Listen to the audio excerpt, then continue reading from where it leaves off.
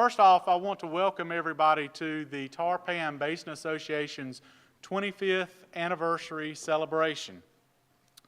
My name is Adam Waters. I'm with the City of Washington, the Water Resources Superintendent for the City of Washington. I also serve as the chairman for the Tarpon Basin Association. I trust everyone has had an opportunity to kind of network with some of the different communities within the basin today. And before we get too far along, what I would like to do is I'd like to call out each community, and if you're representing that community, if you will stand just to be recognized briefly. The town of Belhaven. First on the list, Woody. Town of Bunn. Okay. Town of Enfield. All right. Franklin County. Okay. Greenville Utilities.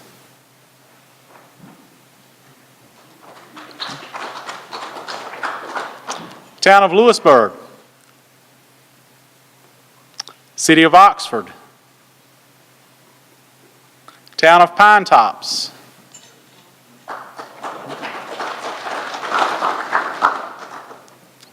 Town of Robertsonville.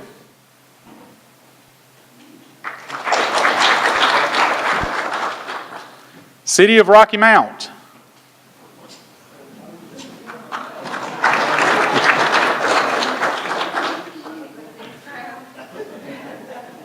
Town of Scotland Neck.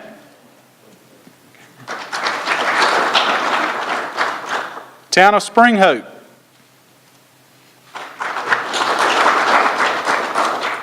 Town of Tarboro.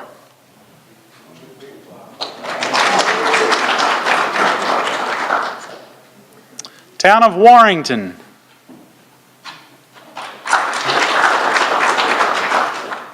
And City of Washington.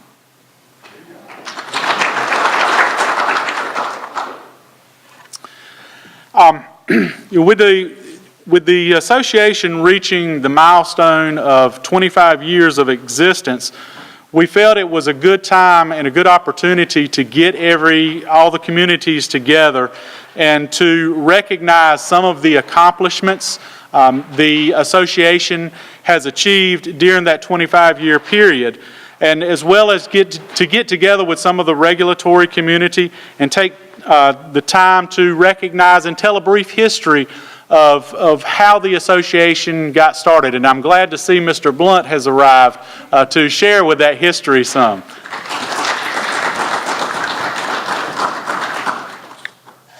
For those of you who are not as old as I and haven't been here as long, maybe I do need to remind you who I used to be.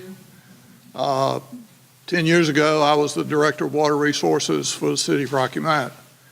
And I was present at the birth of this baby. I thought maybe I was the only one left, but sitting in the back is Steve Tedder. And originally we worked very closely with Steve. He was with DWQ or Diener or whatever the hell the name of it is nowadays. And I think we owe as much of a note of gratitude to Steve for his willingness to work with the members of the association as to Malcolm Green and some of the people who are no longer with us as far as kicking off this association and having it accomplish as much as we did. So Steve, if you'll stand so everybody can see you.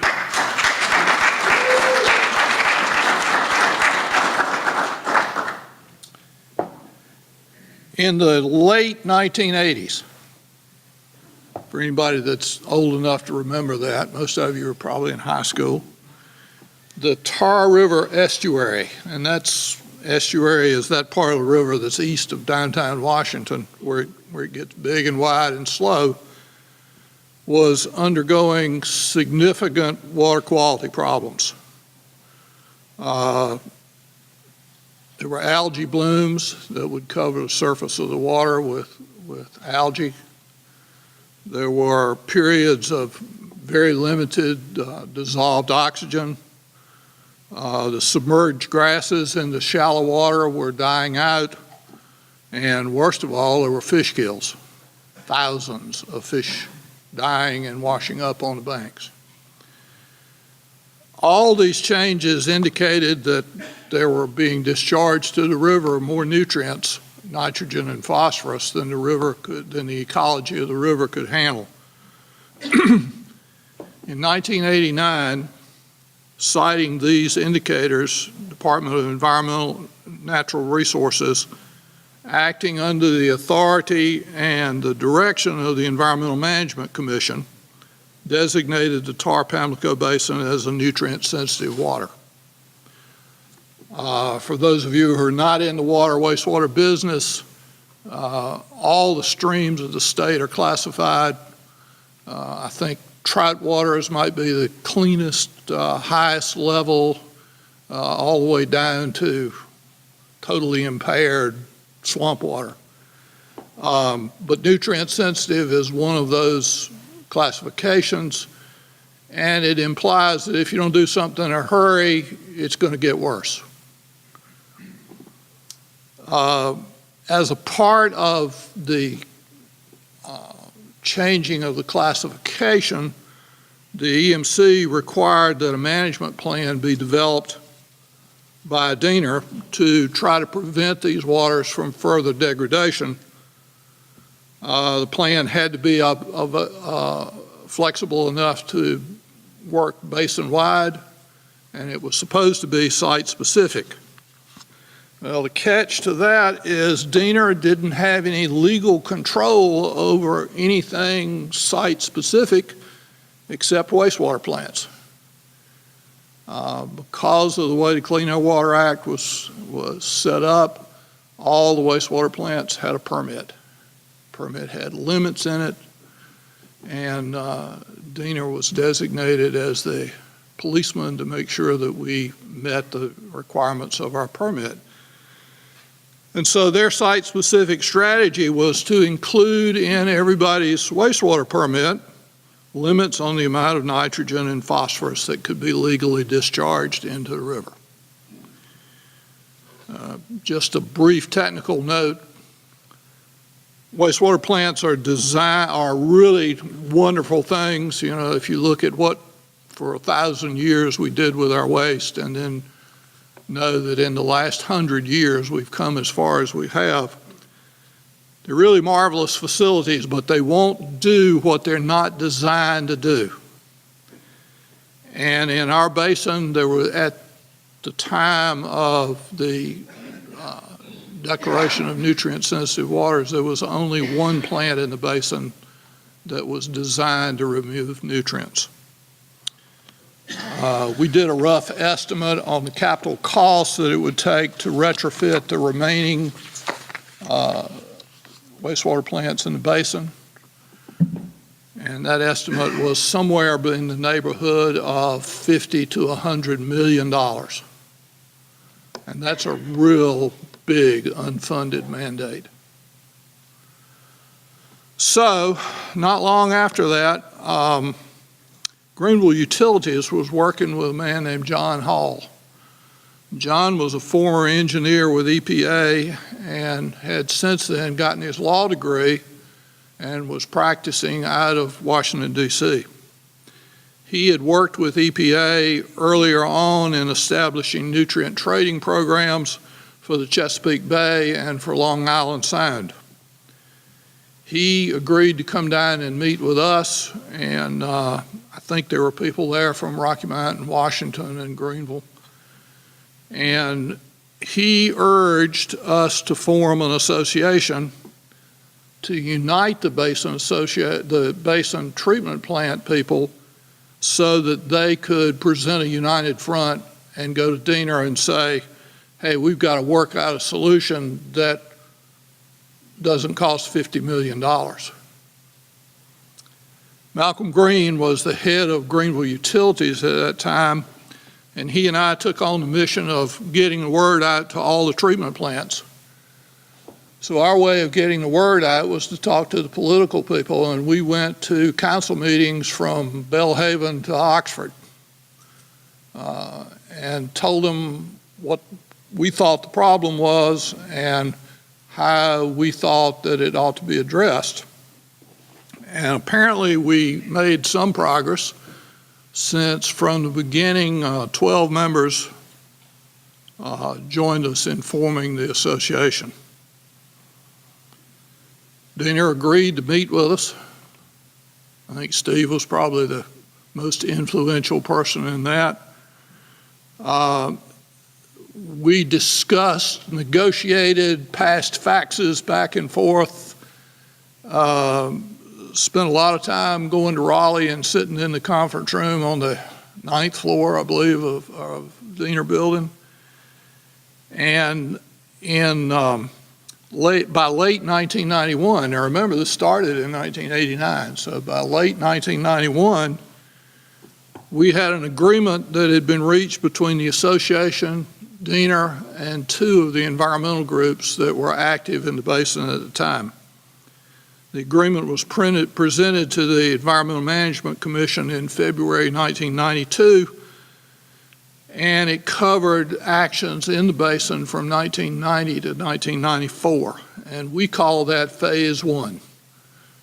We probably could have been more creative in creating a name, but from that name we've grown through from 1994 to 2004. I think we were under Phase 2, and then to 2014 it was Phase 3, and now the basin is operating under the Phase 4 agreement that was signed and agreed to last year, Adam, last year.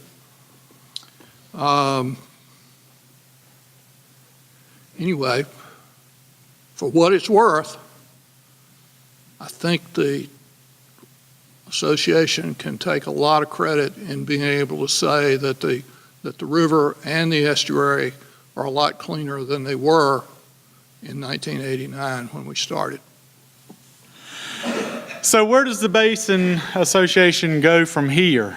How does its members continue to benefit from their involvement in the association? Well, for starters, our mission still remains preserving the Tar-Pamlico River as a major source of clean water. Our goal remains unchanged to do our part to protect the receiving estuary. Now, Phase 4 has brought about some significant changes to our agreement as well as to each and every one of our permits. We now have a group permit in addition to the individual permits that the plants maintain. However, the nutrient cap remains the same as it was in the Phase 3 agreement. And while the association has never threatened to exceed that nutrient cap, the latest Phase 4 agreement can result in limits in the individual members' permits should the cap ever be exceeded. In other words, if the group exceeds that nutrient cap, your individual permits will have limits that you will be required to meet. Again, the association has never threatened come close to exceeding that cap. However, as recently as this current year we're in, one member experienced an upset in his plant that if left unresolved, it could have resulted in the cap being exceeded. Now, I point this out for two reasons.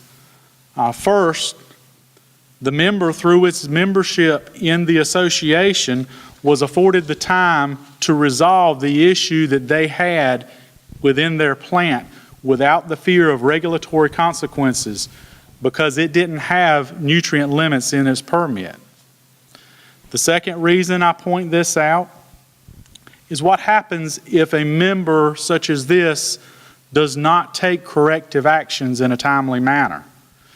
The association itself could exceed the cap and as a result of inaction on one particular member, but the entire membership ends up paying the consequences.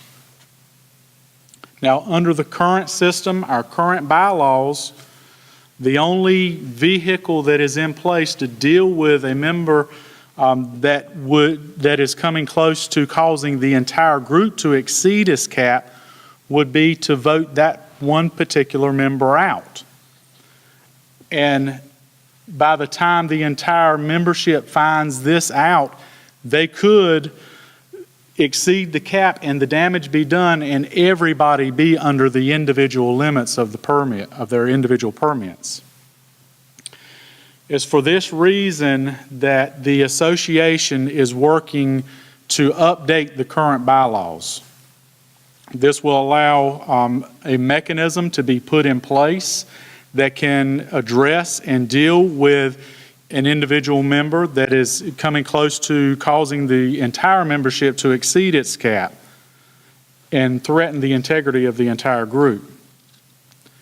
Now, each member has been sent a copy of the bylaws, the proposed changes of the bylaws, and I hope that each and every one of you have had an opportunity to review those bylaws because the bylaws are going to be voted on, the change is going to be voted on in very short order. If you haven't had a chance to see them, contact your representative that you've appointed to represent your community on the association and get a copy of that, or contact myself or Patrick or any of the other officers to get a copy of that, those bylaw changes.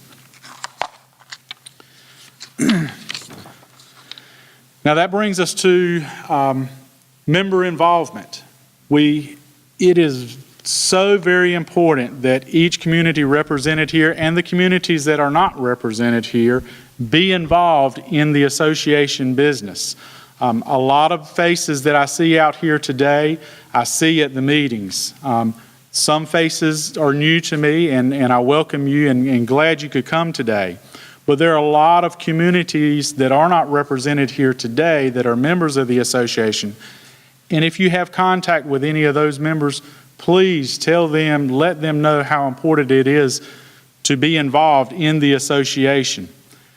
The association holds 4 meetings per year. They're held quarterly. And we take care of business such as bylaw changes, setting dues, appointing officers, so on and so forth. Those are voted on at each of the meetings.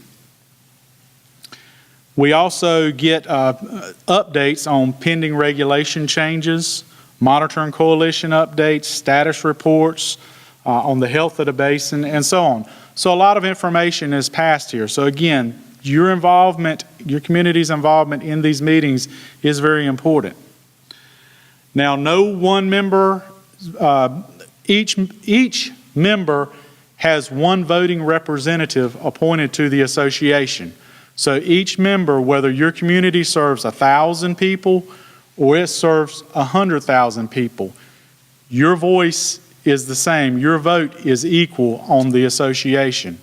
So don't feel like that your voice isn't being heard, because your voice counts the same as any other member in the association.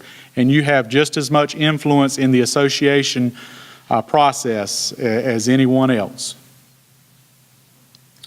Now, what are some of the other benefits we as members experience and have by being a member of the association? Well, one thing, as Paul alluded to, we're on the same permit cycle, and we have, as a group, we have one loud and respected voice in Raleigh. And that voice can be very loud at times when it comes to dealing with permit issues. Another benefit is the monitoring coalition. Currently, each one of our permits has a requirement in there to monitor upstream and downstream of our discharge points. As being a member of the monitoring coalition and of the association, this requirement has been waived in our permit because the association funds a monitoring coalition that goes out and picks up samples throughout strategic points within the basin. That requirement in our permit has been waived so that we don't have to bear the expense individually of going out and picking up samples in the vicinities of our discharge points. Our monitoring coalition does that for us. The association funds that monitoring coalition. So I can tell you in Washington's case, this has saved us a significant amount of money, both in reoccurring cost and in capital cost, because we don't have to purchase a boat to go out and pick these samples up. We don't have to spend the time to go out and pick these samples up. So that is another benefit of the association. Now the association looks forward to the long-lasting relationships that we have developed with the state regulatory community, as well as the environmental interest groups and our individual communities as well.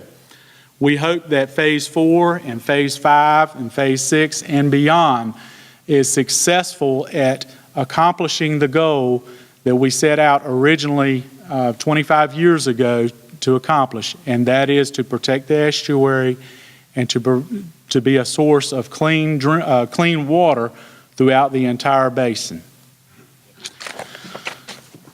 What we're going to do now is present an award to the communities, and if you will come up on my right, your left, receive the award and stack up over here on this side so we can get some pictures. And you guys want me to call the names out? Okay. And if someone from your community, when I call out the name, if someone will come up, Town of Belhaven.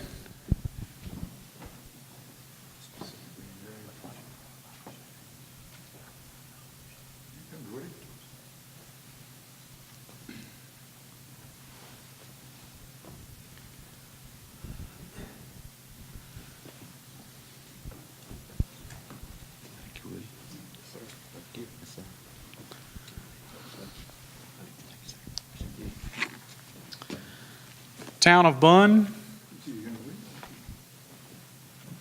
Town of Enfield,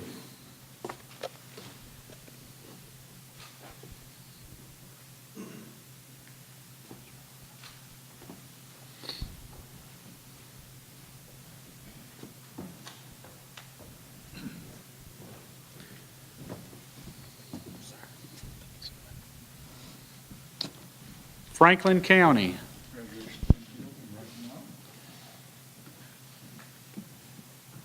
Greenville Utilities. David, who you got coming up?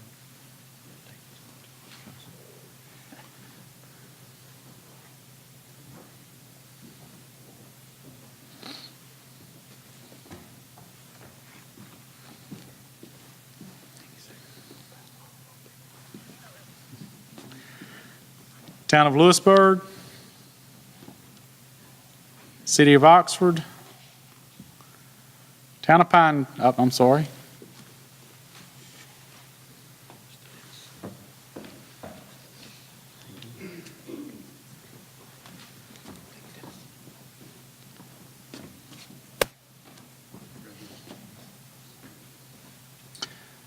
Town of Pine Tops.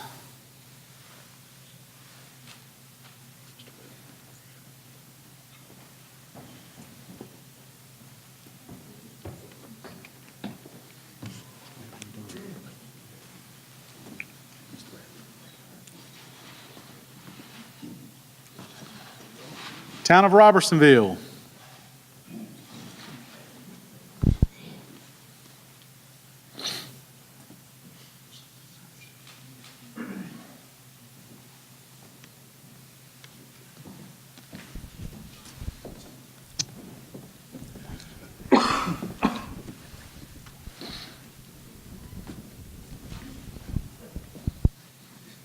City of Rocky Mount.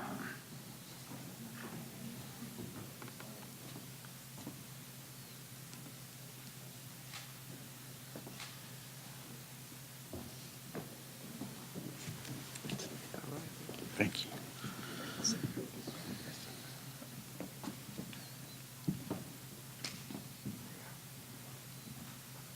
Town of Scotland Neck.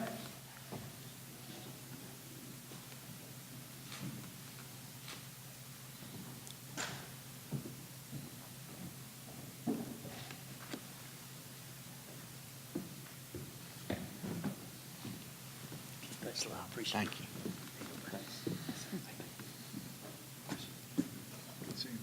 Town of Spring Hope.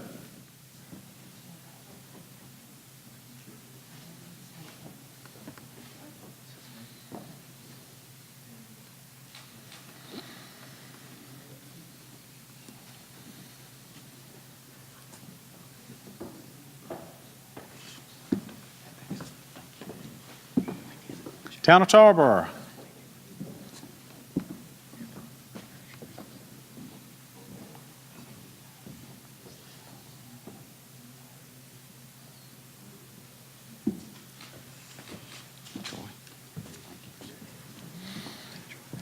Town of Warrington.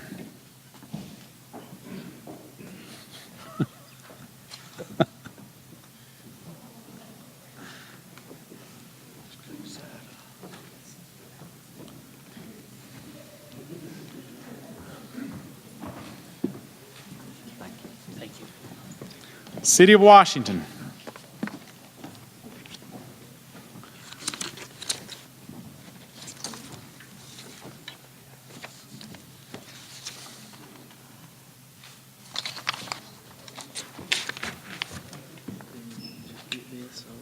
No, sir, absolutely not.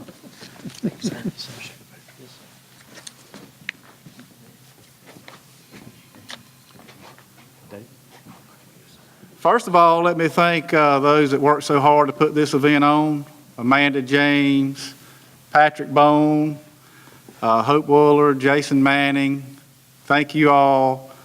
Thanks also to Joellen Gay and David Gardner and Paul Blount and Adam, and who am I missing? Jim, but thank y'all. This has been very good. The food, the venue, very nice. Thank you. And I also want to thank all of you for coming today. Your support and participation is vital to the success of this organization. We have a collective voice, and we are much stronger as a group than as individual entities. As you know, regulations continue to get tighter and tighter, and staying in compliance can be challenging at times. But together, this group has made tremendous progress in keeping our communities in compliance, as well as being better stewards to our environment. So we have something to celebrate today. Over the past 25 years, we have accomplished some things to be proud of. We've also laid the groundwork for those that come behind us, and so that they can continue to build on the success that we've had thus far in this association. In another 25 years, I hope that our children and grandchildren are thankful that we positioned them for success. I hope that they'll celebrate the 50-year anniversary of the Tar-Pamlico Basin Association and echo our sentiments today that they are proud of what this organization has accomplished for our communities and for our environment.